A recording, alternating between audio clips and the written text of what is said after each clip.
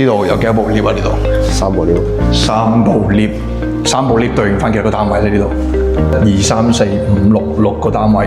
管理公司第一太平，我哋今日睇呢個咧就係擎天匯。咁買樓咧最緊要係個公共空間舒唔舒服。咁有啲人就好驚，即係同隔離鄰舍太近。呢個單位自己一個角落頭，自成一角嘅。真係呢個係 A 單位2座，建築面積1198尺。最緊要係而家買澳門嘅樓咧，好少呢啲生活陽台嘅。你唔好話佢細啊，起碼可以俾佢晾衫。咁廚房個空間係一個1000零尺嘅單位嚟講係合格嘅個標準，但係需要再重新去翻新下，因為都有個住過痕跡。最緊要係而家呢一隻啊，新樓好多都係嘅，行呢個天然氣。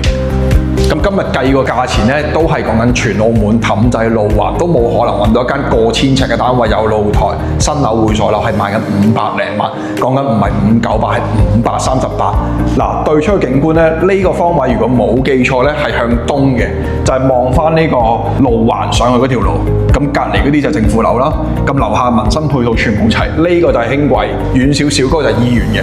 咁1198尺咧，個開間係非常之大，一啲都唔細。飯客廳分2個位置都夠晒。咁望下啲房啦，全部收晒呢個位置。呢個就原裝嘅個廁所係，咁空間都夠嘅，但係需要重新裝修。呢2間房無分大細，你自己揀啦，因為佢都冇套房嘅，就2房1廁嘅啫。咁唯一一個缺點係呢一樣嘢。但係就有個優點就有露台同埋單邊有景咯。呢度對出咧遠少少可以望到小型賽車場同埋啲高爾夫球場嘅。鏡頭前嘅你對於呢個擎天匯1198尺2房1廁有會所嘅價錢講緊538萬，有興趣嘅話揾我哋睇，後台留低聯絡方式，關注晒所有平台 Oscar， 再見。幾好啊，唔錯啊，酒店咁咯。係啊，幾好真係。咁同埋佢一出去咧就已經搭到輕軌。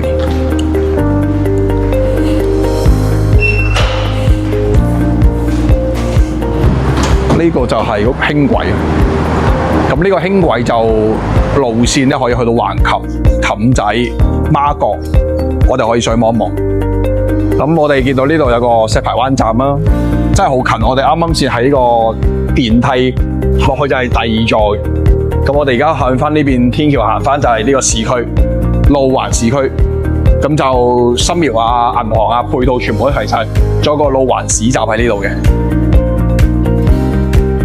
咁有興趣嘅話，真係可以睇睇呢個單位，值得推介。附近停車場都夠多。揾我 Oscar，再見。